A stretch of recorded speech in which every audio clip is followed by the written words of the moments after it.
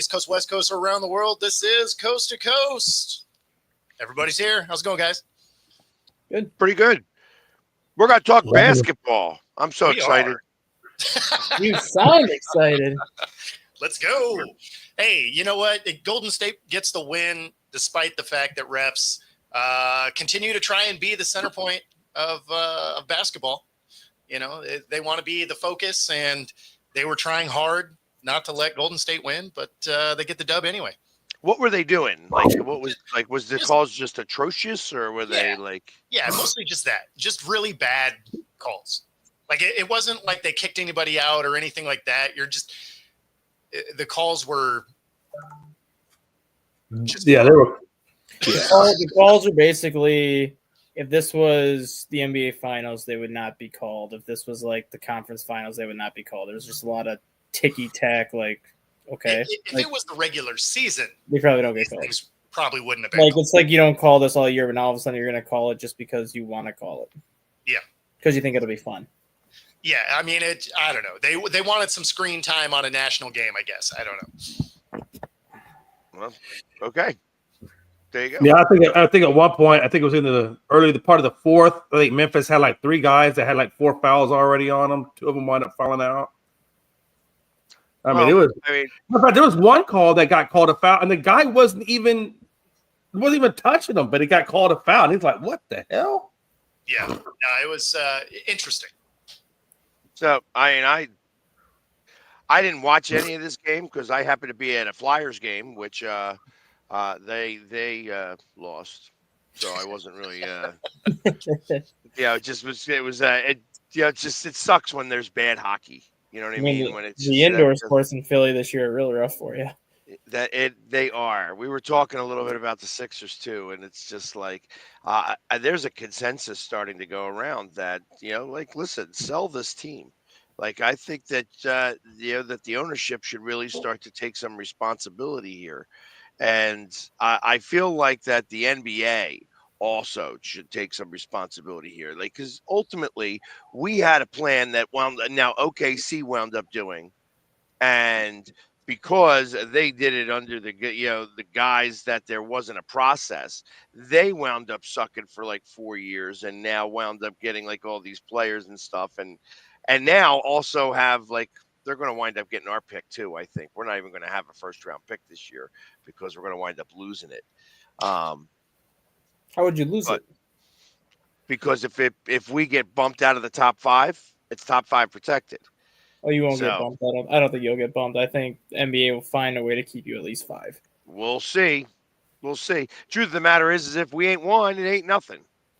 You know what I mean? That's where it is in this draft. So I wouldn't mind getting bumped out. At least you might as well lose whatever. I am right now in belief that they are trying to figure out what to do because they have no idea what to do, and that Nick Nurse is like, yeah, okay. I guess I'm coaching this team for as long as I have a job. Truth of the matter is that unless he quits, they're not gonna fire him. I think Nick Nurse is safe ultimately until, like you said, I think like how you said they're kind of figuring out what to do. I think that's more centered around Joel Embiid. Like they're trying to figure out like how much longer he can even play. There is no more Joel Embiid. That's as far as I'm concerned. Well, we learned this year. Yeah, that's what we learned this year. There's no more Joel Embiid. And that's what the front office is going to have to figure out with his contract. Like, okay, you've shown that you can't play anymore, so someone's going to have to take on this contract. So what are we going to do? Like, we can't. Nobody. You wind up having to eat it at this point. So, and unless he gets medically cleared not to be able to play. Yeah. And I don't know if that's going to happen or not, but at this point, I don't trust ownership. I feel like ownership is too busy worried about, we just got the Commanders, and the NFL is really where it's at right now. NFL is always going to be where it's at. That's where you're going to make the most money. So I would get my biggest gaze. And that means that the Sixers, in a spot where you're not making a ton of money because you already tried to hold the whole city hostage, it's at that point, it's like, well, yeah, sure. Let's just waste time. That's what they're doing. I feel like they're wasting time, and They're So- trusting the process. They've done that before. Trusting the process. The process didn't work though. It did. Yeah, It that's did work. in desperate need of a culture No, shift. the process did work. It just took a lot longer than I think anyone thought. Like a lot of people thought it would be like a 4-year process. It ended up being like 7 years, and then finally it's like, okay, we have enough pieces that we can compete now. And they had a 5-year window where they actually were a very good team for 5 years. good just didn't get past the second round. Yeah, Yeah, well, and that's why I say like a process didn't work. Like you would think the process, especially if it's going to take that long, Well, would I end mean, up then with you a have, ring. but you have the NBA stepping in and saying, "Hey, you can't do this now. We're going to run the organization for you and assign you your GM." And then, of course, they assigned us a tool bag. You know what I mean? Who winds up, using like fake Twitter accounts to defend himself. You know what I mean? It's like, are you kidding me, dude? Like, It's always good to have a couple extra burners. Ask KD. Oh yeah, yeah. So I don't know. I find like this whole situation is half NBA's fault, half ownership's fault, and like I said, his gaze has been, oh, I'm going to start an arena over here. I want to do an arena over here. You know what? After when all was said and done, I wouldn't have minded if you were going to go do it, do it. Spend the money, go and get the arena. Stop talking about it. Do it. Yeah. Otherwise, I don't want to hear about it. I don't want shut up. Shut your mouth. Because you ain't doing nothing here. You haven't brought us a championship. You were supposed to be the better part of this and that things were going to change, and they ain't changed. Still looking up at the Celtics. Yeah. The Celtics have changed ownership, changed hands, and changed people, and still winning championships. Mm-hmm. All right.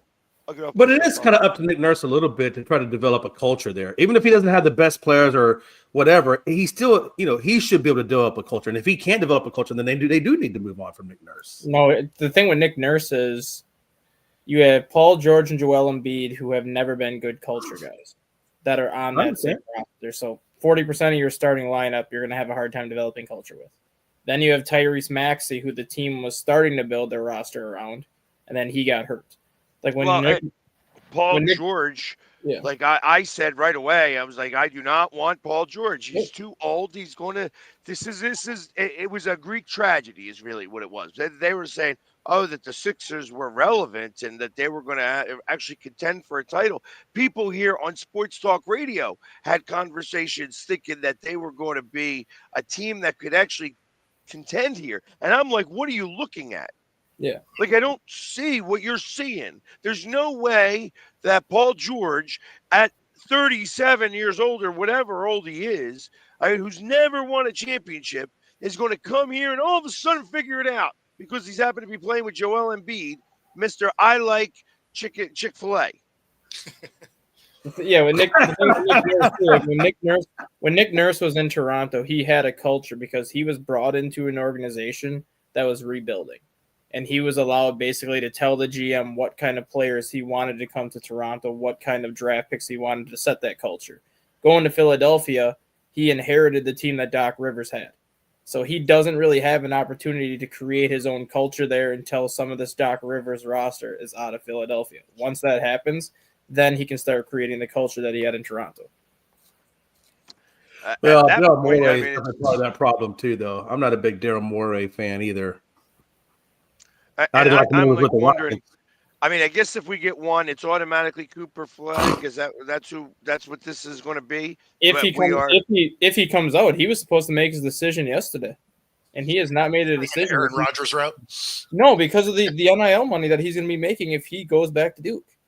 Like, this is literally going. Like, a lot of people thought this was a foregone conclusion that Cooper Flag was going to go to the NBA, and once they found out how much NIL money he can get next year, this might be the first time that you see the number one overall pick go back to school, because it does literally benefit him more to return to Duke and make the amount of money that he can make this year. Because regardless, he will be the number one pick if he goes out again next year, because next year's draft class is not nearly as deep as this year's draft class. So whether he goes out this year or next year, he will be the number one pick regardless. Yeah, I mean, I don't know. Seems like the NIL end of it is interesting because, yeah, you may take a pay cut sort of by going to the league, but at the same time, it's not like you're going to lose endorsement opportunities. No, So- that part I agree with, but he made a very good point, which a lot of people forget to realize. He reclassified to go to college this past year. So technically, he was supposed to be a senior in high school last year when he was at Duke. And he basically said, he's like, my body is not NBA ready yet. There are still aspects of my game that I want to work on before I go to the draft. Oh, I mean, there's nothing wrong with that. That's why, like, he's actually, like, that's why he's considering going back to college, because now he's like, technically, this would be my freshman year of college. If I go back to school, it allows me to work on the things that I need to work on before I bring myself to the NBA. And the truth of the matter is that why wouldn't I? Like, listen, like Michael Jordan, everybody who used to stay in the 80s and stuff like that, 3 and 4 years. You know, it was rare, very rare, when somebody would come out of high school. I mean, really, you're looking at KG and Kobe Kobe. and Bron. You know, I think LeBron really was the last one, but LeBron's 20 years ago now. Yeah. I mean, there's been, I guess, others, but they made a rule about it, kind of. So it really doesn't make any, like, it would make more sense. Truth of the matter is that he should stay as long as he's getting paid. If he's getting paid $5-6 million at Duke, how much would he make? What are we talking about here? Making $5 million in NIL money? He'll get the largest NIL deal. Would that is that how that would work? I would assume. I'm not sure what he's getting. He made last year at Duke. Last year at Duke he made $4.6 million. He's supposed to get paid $9.2 million next year at Duke in NIL money, which is double what he would make basically in an NBA salary. Okay, why wouldn't I go back? Yeah, Exactly. And I'm getting an education. Yeah. And I could win. Like listen, at that point you could really start to figure out, like, I may want to be the best college player of all time. Like, And you start to go after stuff like that. When you, like, listen, I got 4 more years. 3 And more you can years. to play. he could ultimately control the way teams go about the draft the next year. Because obviously so many teams had that mindset they were going to tank on purpose this year to get Cooper Flagg. Well, if he goes back to school, all these teams that just tanked for completely no reason, because he can look at the situation and be like, Washington has the number 1 pick. Why would I want to go to Washington when I can just stay here and probably have a roster at Duke that can compete with whatever Washington has right now? So then next year you're looking at it like, well, is it even worth tanking for Cooper Flagg? Is he going to stay in school longer than 3 years? So now maybe the team that gets the number 1 pick is a 31-win team that's in a better situation. Now Flagg's like, hey, they have 2 stars that I want to play with. I'll go into the draft now and go there. You maybe, but ultimately you're still talking about.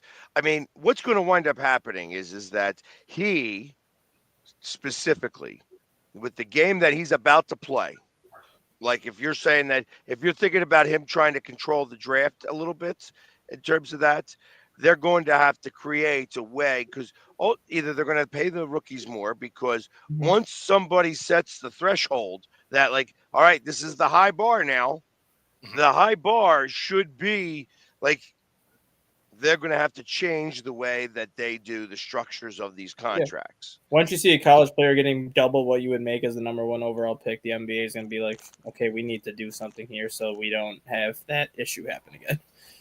Well, the hard part about that is that now, in the midst of that whole thought process, you are, all right, so now does everything go up?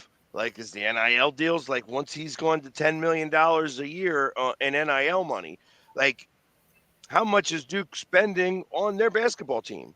Because you've got other people on the team that got to make some money, I would assume. Because I think last year Duke spent $2 million on their roster. $6 million went to Cooper Flagg last year, so they still had $16 million to divvy out to the rest of the freshmen. So you can probably imagine if he goes back making $9 million, that'll probably go up to $30 million in NIL money, which leaves $20 million for the rest of your roster and the rest of your high-priced freshmen you're bringing in. So, yeah, what are they basing the NIL money on? What he gets for like jersey sales, endorsements, and jersey sales. So he is now basically the poster athlete for New Balance for basketball shoes. Like New Balance is the one that is giving him the biggest check, because right now if you ever watch the New Balance commercials, you have Sabrina or Cameron Brink, who is the LA Sparks center. You have Jamal Murray, and you have Zach LaVine as like your three athletes that primarily wear New Balance. Now you added Cooper Flagg into that mix, so now he is basically your poster athlete for New Balance basketball shoes. He's going to have his own shoe from New Balance next season, so that's who's writing him the biggest check right now. I'd stay in college for another 2 years. Because you know damn well if he stays in college, any shoe that Cooper Flagg gets, Duke University is going to get too. So then that's just going to put more money in New Balance's pocket, because everyone's going to be like, hey, I want Cooper Flagg shoes, and Duke University is going to get them because right now they get all the Kobe Bryant shoes at a discount. So, wow. Okay. But that's funny, Frankie. Frankie bringing the heat already this morning. all that. Like I said, it'll be interesting to see, I guess, what he does. My expectation is that the Sixers will wind up getting the first pick, and then he'll say, I'm going to stay in school. It's me or Embiid. Take your pick. Him coming to Philadelphia would actually probably be a great thing, because it would just change. It would move on. It would be a quick move on from Joel Embiid. Sure. But he would be what they thought they were getting out of Ben Simmons when they drafted Ben Simmons, because Ben Simmons was a 6'9" point guard that could rebound, he could shot block, and he could score a little bit in college. Flagg is basically a 6'9" forward who can handle the ball like a point guard. Like he would be what they thought Ben Simmons was when they drafted Ben Simmons. So he'd be a point forward? Yeah. To be honest, I don't care where forwards and guards. I mean, it's no longer They're just wings. They're just the wings. way it is, the way it used to be. It's just like, all right, you're shooting either from the top of the key or from the corner. That's where you're at. It's just there's not much else. All the times you should be in there rebounding. I feel like the basics of basketball has been forgotten. It's just like, put your hands up and just and stay in front of the guy. That's really what you should do. If you do that, most of the time, you're going to have your guy shoot at about 30 to 40%, which is really what you want him anyways. You want him about 37%, because that means your guys are rebounding the ball. Yep. Right? That sounds very basic, right? It's easy enough. I know these guys get paid. These tall guys that are jacking up threes is they're out of position to get rebounds. I hate seeing 7-footers getting out rebounded on their own team. Like that is the worst. Yeah, it really is. With that height advantage, you shouldn't be getting out rebounded. Well, I forget. And they wouldn't if they were in position. But instead, I understand. So now they're no longer in the paint. Now they're out on the 3-point line. Yeah, I forgot who it was, but in the NCAA tournament, there was a guy that's like 7'4" that finished the game with 0 rebounds, and he played 31 minutes. How do you not get 1 rebound at 7'4" playing 30 minutes? It's because you're not down in the paint. Exactly, but that's what I'm saying though. Like, how do you not just like get a tip in or something, or a tip ball? Well, if you're out at the arc, you're never in position to even do that, right? You're just out there in the wing waiting for a pass. Hanging out there. I don't know why you're a 7-footer doing that. Well, but when I think about what you just said, at 7'4", if that guy weighs like 145 pounds, 150 pounds, which is what it would sound like to me, because he's probably some 17, 18-year-old kid who's just really friggin' tall. I mean, I got to imagine that that's part of that reason. Because you can't get in there. You ain't got the muscle to be able to go after any rebound because you weigh nothing. Yeah, know what but I if mean? you have somebody that's 6'3" boxing you out and you got a foot on him, It's where you're you- probably still getting that rebound, right? The You guy, just reach over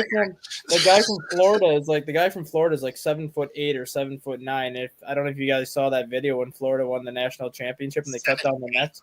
Yeah, he literally can stand like this and cut down the net without even getting on the steps to it. Oh, you know what? I did see that. He just reaches up and grabs the puck. Underneath the ladder. Yeah, that was crazy. he's 7'8", 7'9". He's a freshman out of like Lithuania or like somewhere like over in Europe. He only averaged like 2.4 rebounds per game in like 15 minutes. Granted, he didn't play a lot, but I'm like, you're 7'9".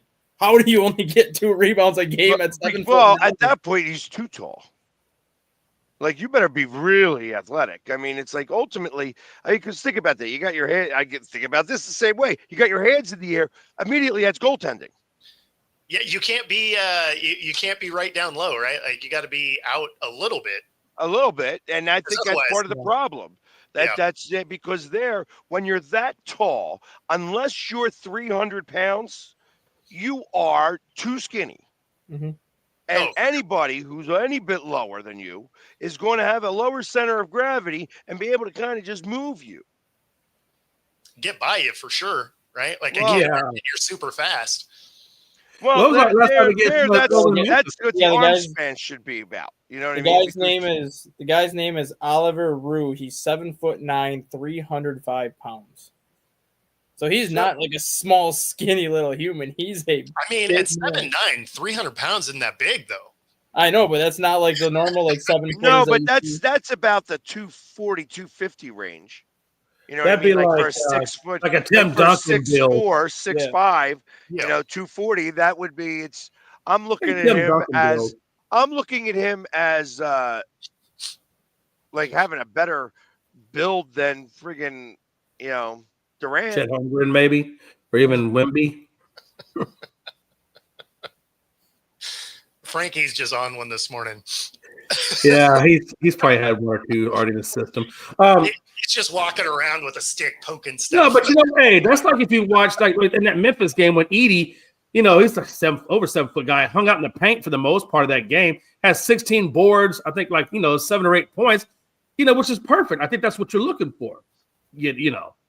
Well, I think again, going back to the basics of basketball, the problem is that big men aren't able to get up and down the court without playing a really slow game. So, and that just doesn't happen anymore. No, the last big man we had, the last legitimate center we had was Dwight Howard when he was at his prime with Orlando. Like he was the last legitimate center that we had that was going to give you 20 and 13, 24 and 13 every night because he played in the paint.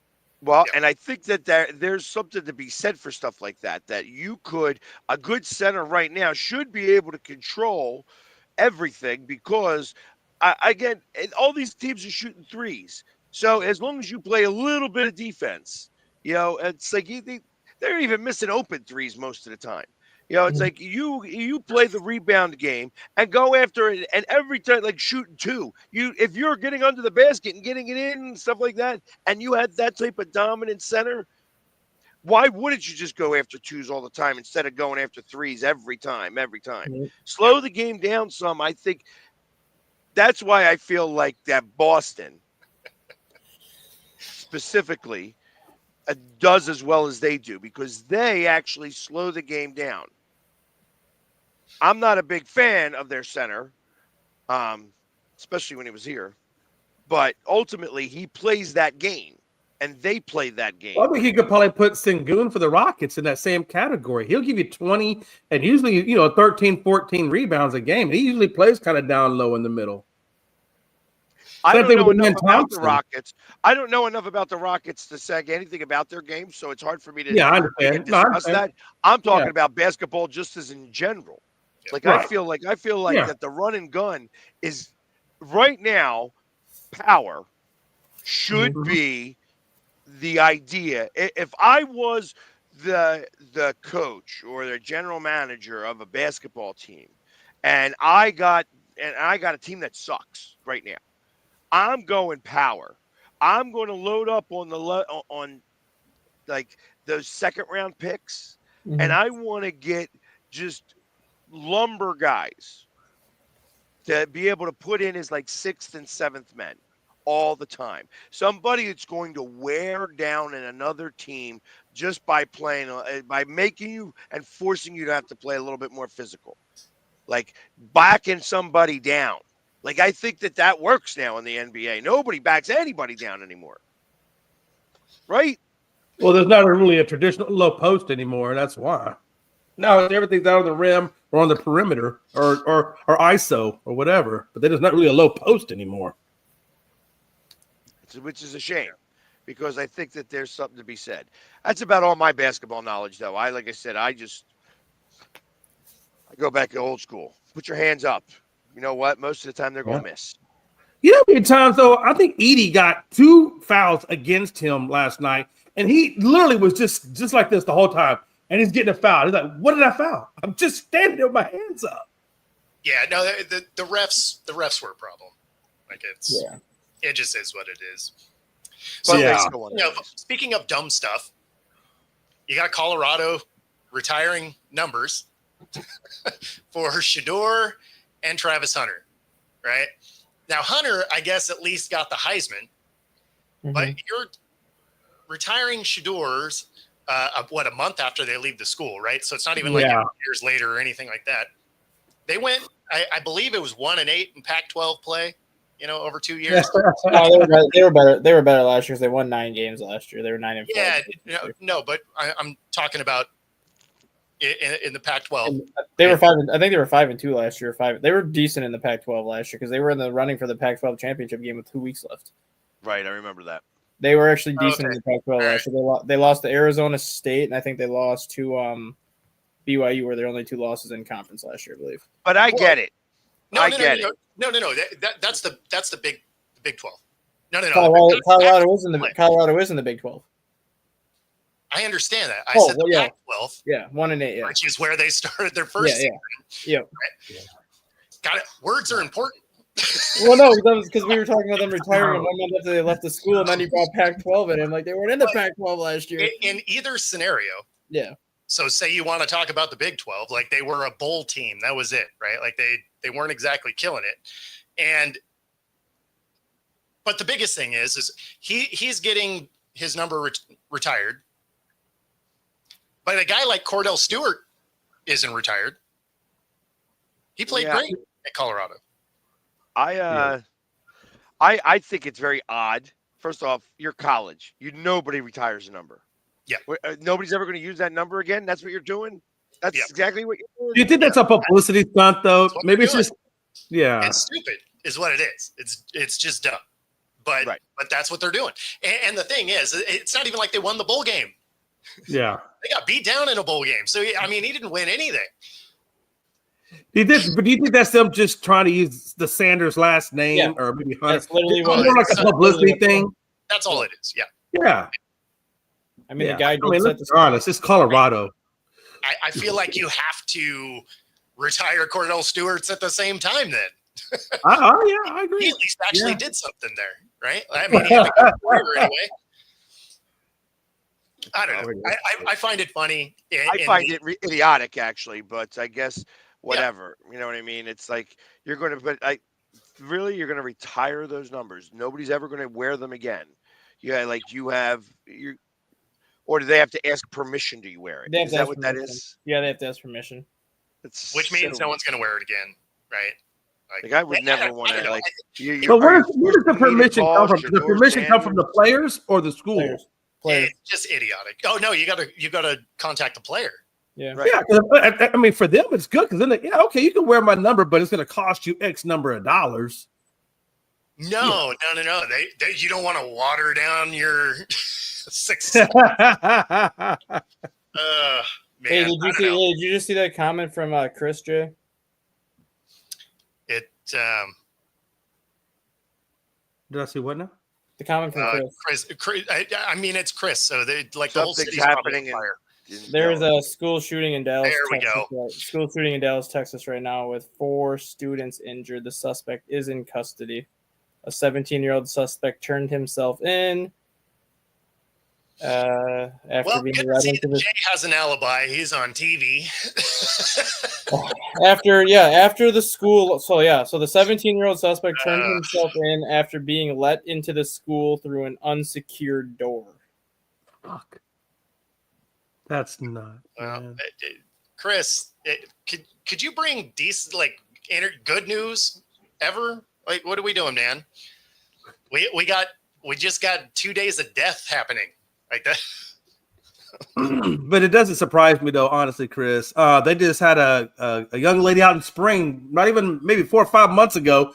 Luckily, they caught her ass before she could carry out her plan. But yeah, there was another. That was supposed to be a school shooting, but they actually were able to nap it before it happened. So, and somebody trying to burn down the Pennsylvania governor's mansion. Just like it's going to hell in a handbasket. Well, we live in, man. I'm telling you, it's the hell in a handbasket. And we're here talking about practice. Not a game. Not a game. Playoffs? We're talking about playoffs. We gotta win a game first.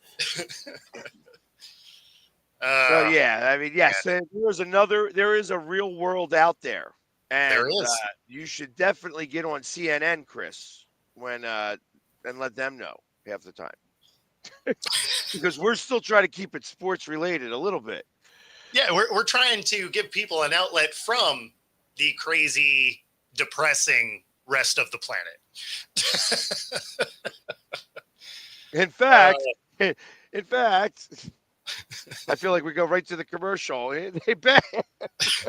That's right. You could be part of the symposium. Let's go. What's up, everybody? Philly Sports Guy here, and I'm here looking for creators, influencers, and business who are looking to turn their influence into impact. Join us on May 17th at Rex Studios Philly for the first annual Philly Influencers Symposium. This is the ultimate networking event for all influencers, creators, and businesses who are all doing big things in and around the city. It's all going down with your host, me, the Philly Sports Guy, and a powerhouse lineup of speakers, panels, and networking that's going to leave you leveled up and fired up. Whether you're repping your brand, building your business, or just want to connect, this is where Philly's most powerful voices come together. So I look to see you there on May 17th at Rex Studios Philly for the Philly Influencers Symposium. Get your tickets before they're gone. Let's go, Philly! Yeah! It's the best way to break up some downer news. Exactly.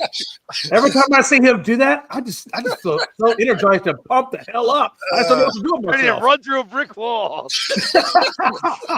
No, wait. That's my brick wall. I want to fix that. Man. So, yeah, it's actually, and it's funny because I've been getting a lot of questions about it as I'm at these different games and such, and with different influencers, like, what's going on there? Like, what are we doing? Like, and like I have like different speakers. It's going to be a fun time. But you know what? I don't ever get a good chance to ever talk shop.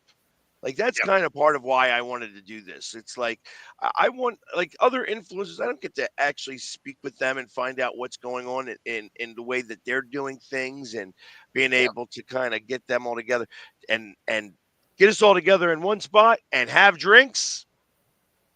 I feel like that's the way to do it. No, You know what I I think mean? it'd be fun. I think it'd be fun.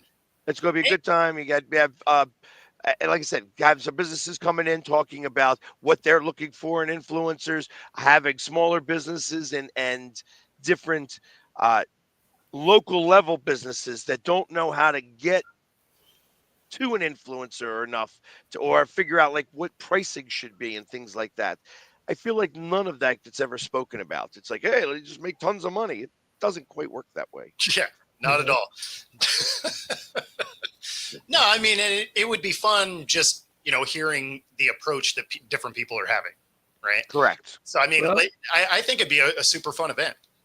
Yeah, Two heads are better than one. That's what they say. Well, and that's when you get about 300 heads all together, and who knows what could happen. Yeah. Oh, there you go. I see a lot of walls getting broke down. So we'll be doing some recording stuff, but we're not going to be live streaming it. And because I don't have everything kind of set up to be able to do that yet. And to be honest, I don't want to. I want people to be at the event, especially this first one. So, but you'll see clips on it, I'm sure. Lots of different things will be happening. It's going to be. It's going to be a bunch of influencers. I bet there's going to be plenty of it that's live streamed. Yeah, exactly. There's going to be a lot of people that will be doing a lot of different stuff. Like, so I'm actually speaking this Saturday at one of these events where it's like, talking about just kind of how I got into it and what I'm doing to be able to set myself apart from everybody else. Because ultimately, and it's like, you think about it as basic as just the name, the Philly Sports Guy. Once I did this 7 years ago, now there's like the Philly Chains guy. There's the Philly Bracelet girl. You know what I mean? Like, it's like it started a trend of different people. Frankie's coming. There you go. It'll be fun. It's right down the city, so you could actually just jump on a Greyhound, or actually, if you want to even better, you got to go on a Greyhound. You still have to go Amtrak and then just take the train over. It's actually right by the trolley track, right there. Don't worry. Real simple. When you see a car pull to the parking lot and there's smoke coming out the windows like he's Cheech and Chong, you'll know he's there. Just let me know ahead of time. There's enough smell of smoke down there that it'll It'll probably blend. It'll all just blend in. See, I knew it. See, right there it is. It's all right. It's like Don't a worry. Cheech and I'm Chong going had to a be kid. around. It's Totally like we're going to be playing the Yankees soon, I think. And I was thinking about going up to the game. People have been asking me if I'm going to go up there or to go to Shea. Or not Shea, but Citi Field. And I'm probably going to stay away from Citi Field until we get to the playoffs, if we get them in the playoffs this year. But I may go up to Yankee Stadium if you're going to want to go up there, Frankie. We can catch up that way. Yeah. No, I wear my face paint in the Yankee Stadium. That's the last time they let me in. It's one of those things where it's understood. It was just that one time. It's hard. That one time at band camp. Well, no, it's like they it's funny when I get told to take the face paint off. Yeah. It's like it's a thing. You know what I mean? They could tell me what to do a little bit, and if they're not going to let me into the stadium, like when I had to take my shoulder pads off. Here, it's my birthday. I'm in Giants. I'm about to go into MetLife Stadium, a stadium that I have gone into numerous times with shoulder pads, and they tell me no on the shoulder pads. Yeah, they're like, no pads, but put that face paint back on. Well, the face paint was fine. You know what I mean? It's like, okay, that's okay. Now, but Yankee Stadium, now I found out why. The one time that they asked me to take it off was because they had a guy the day before, but that caused an issue and, made them look like fools, and they said, no, okay, no face paint for me because of facial recognition. Yeah. Hey, they're right, because facial recognition does not work with face paint. And they had an APB out on me. Like they said, the guy told me, he's like, don't go in there and paint up again. Like, don't put it back on. I'm like, I don't carry it around with me. You know what I mean? It's like, I ain't interested. Like a little makeup purse. Yeah. So, Well, I imagine you got to have some of it to touch up if you have to, but no, I don't. No, Oh, you don't? I sweat. You know what I mean? Listen, this is face paint, but it's like, I don't expect to be on TV every night. You know what I mean? In fact, most of the time, I figured if if somebody like smeared it or something. If somebody smears it, it's smeared. I got you. You know what I mean? That happens all the time. People come up and give me a hug and they like rub across my face. Yeah. And then it's like, all right, well, what am I going to do? I got you. So we got an actual question from Twitch. How about that? Instead of just weird stuff. Think Justin Fields can turn it around in New York? Because they're so good at cultivating talent, especially quarterbacks. I'm going to go with no. No. I'm going to leave that as an open-ended question just because this is going to be the first time in his career where he's not looking over his shoulder. because every stop that he was at, it was always a question as to, is Fields the guy or is this person the guy? He went to, even though he was in Chicago, Tyson Bagent started 4 games for Justin Fields, and the Bears went 2-2 under Tyson Bagent. So in the rest of the year, when Justin Fields was struggling, you kept hearing, is Bagent going to come back in to replace Fields? Are the Bears better off going with Bagent? This and that. Went to Pittsburgh last year, and they got off to such a good start, but he's still looking over his shoulder because he knew Russell Wilson was there. You realize he got off to a good start because the defense scored points. Yeah, but he was still winning. Like, how many teams have we seen, though? Like when Trent Dilfer took the Ravens to the Super Bowl, it wasn't because Dilfer took him there. It was because the Ravens defense took Trent Dilfer to that Super Bowl. Same thing with Brad Johnson in Tampa. Like, they banked on that defense and did what they had to do to win games. It shouldn't matter how you're playing if you're winning games. Like, that's all teams As look much as I like to bag on Dilfer for that year, he also didn't make mistakes. Like, I know that. like, Well, as a team, though, like, if I'm winning games, it doesn't matter. Like, I want my quarterback to play better. But if we're 5-1 because the defense He's is going to the games, Jets, man. This is not the place ride for Justin quarterbacks. I just like that you're making the argument for Jimmy G to be in the Hall of Fame here. he won't get the Hall of You know Fame. what? They win when he's on the team, whether he plays good or not. Well, that's why I stuck with Jimmy G so long, though, because like even though Jimmy G wasn't a great quarterback, the 49ers did stick with him a while because they were winning games regardless how he played. I just don't know if him going to the Jets is going to resurrect his career, and especially the fact that he's got a defensive minded coach and not an offensive minded coach. If the Jets would have taken maybe a Ben Johnson, okay, maybe. But with Aaron Glenn, a defensive minded guy, and the Jets' lack of being able to develop a quarterback, you really think that's going to resurrect his career? Okay, Depends on who his assistant coaches are. I don't even know who Aaron Glenn even has on the staff. Yeah. What's up, Joseph? What's happening, man? I mean, look at who Justin Fields had in Chicago. Luke Getsy as an offensive coordinator. Complete garbage. And then you had Matt Nagy as a head coach. Complete garbage. You got into Pittsburgh. Arthur Smith is a terrible offensive coordinator. Like, he's never really had, like, a good offensive play caller or a good coach at developing quarterbacks yet. I mean, missing wide open guys, regardless of who's calling the plays, isn't great. Yeah. This is the NFL, so you better start. I'm not saying he's going to be a great quarterback, but the quarterback coach in New York is Scott Turner, who was Norv Turner's son, and Scott Turner has a history of developing young quarterbacks. So, like I said, this is the first time that I think he has an opportunity where he will start the entire season without having to look over his shoulder and be like, am I going to lose my job if I play bad this year?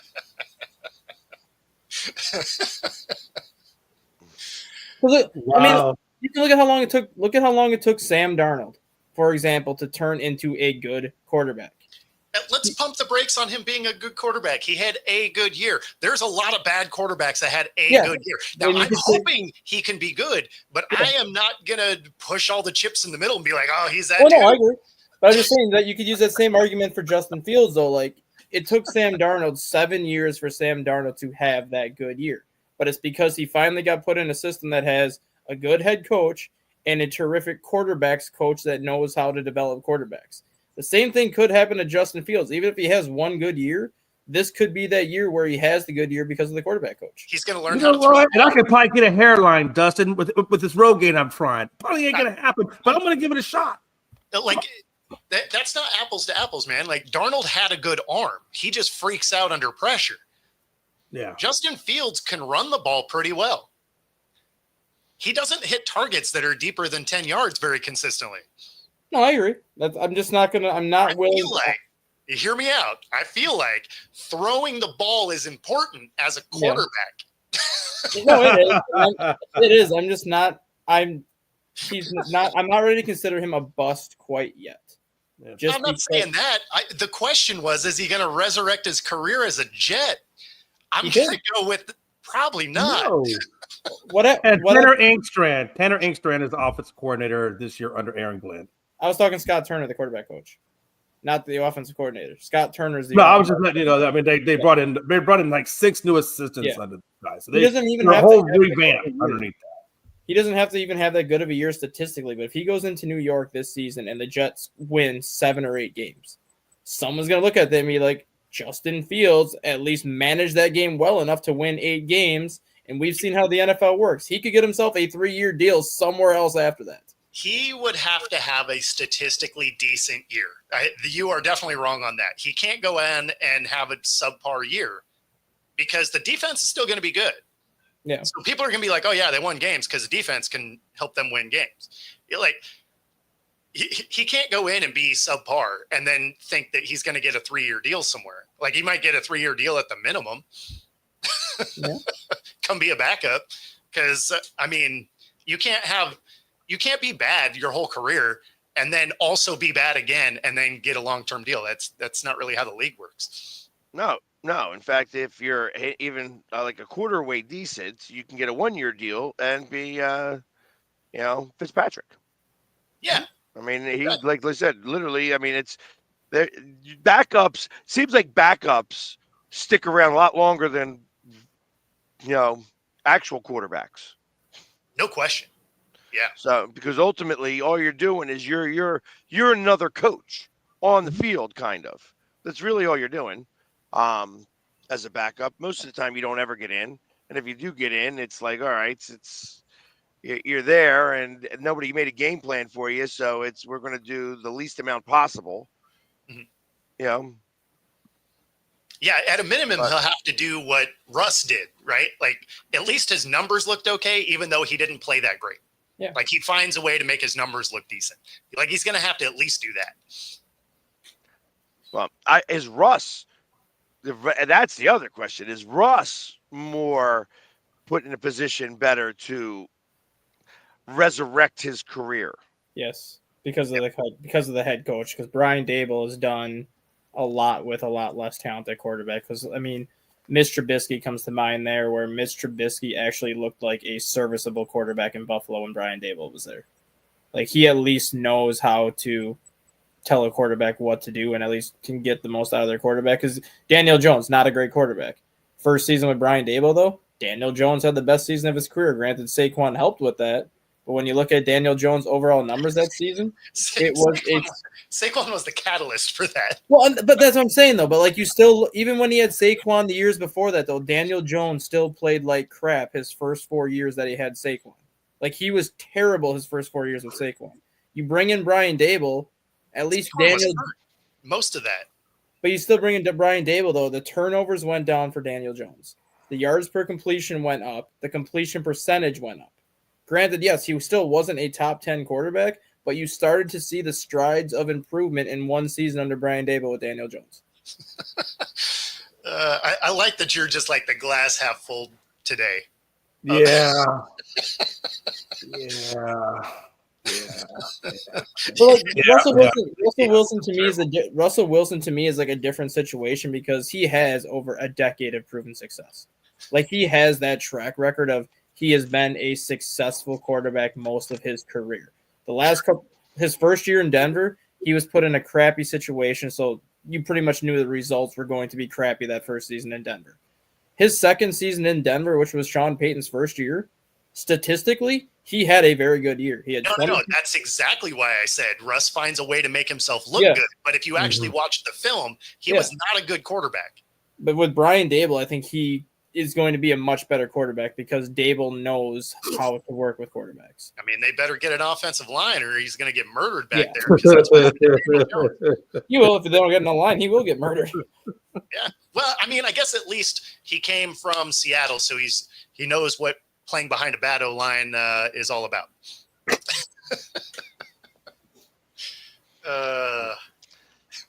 Yeah, and Frankie's just not on par with everything that you're saying today, Dustin. No, he's not. He's like after you today.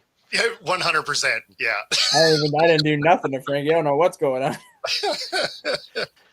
Just your opinion. Your opinion is dead against what he was what he's talking about today. So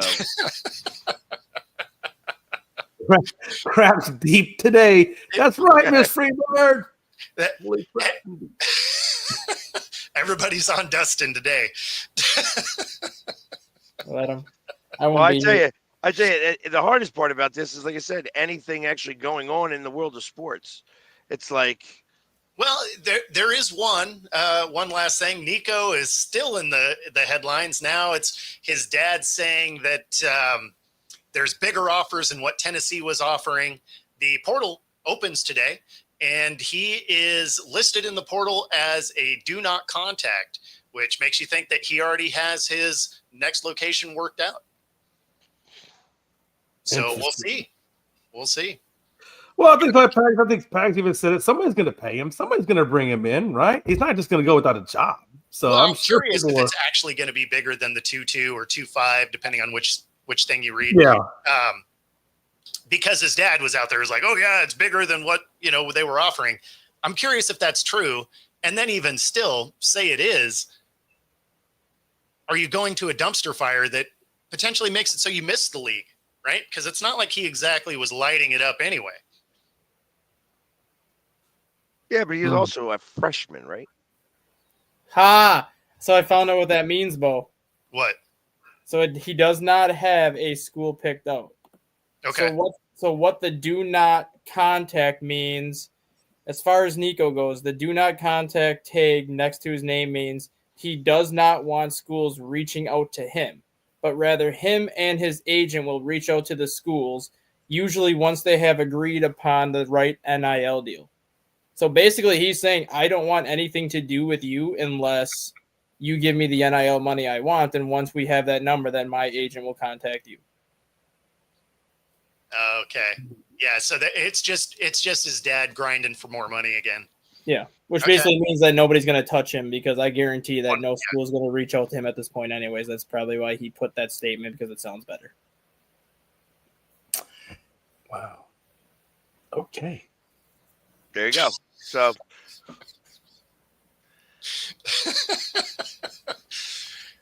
Now he's just bagging on your whole ass beer. That's what it is. That was like 3 years ago. My bad.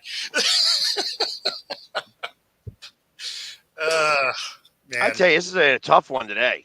This is Well, a tough room. Man, This is a tough room today. Cry if you want to. Man, Anyways, good stuff. I say we just end it early. Let's just call this one a wrap. You know, this show was brought to you in part by True Fusion Gym. With this QR code on the screen, you can get a free 5-day pass any of the 3 locations, whether it's Bellevue, Ballard, University Village, Pilates Boot Camp, Yoga, Bar, and more. Find your edge, True Fusion Gym. And if you're here in the Pacific Northwest as well, Archer Duck Cleaning. If you haven't done your spring cleaning and you've been cooped up in your house all year, that dust you're smelling is mostly skin cells. So have us come out, clean that out, and disinfect your home. Get ready for summer. All right. Man, we need some There good we go. disinfection. Disinfect a lot of things. Yeah, like most of this show, honestly, could probably use it for that. Yeah, exactly. Other than that, we're going to get out of here. We'll see you tomorrow. Take it easy, everybody. Later.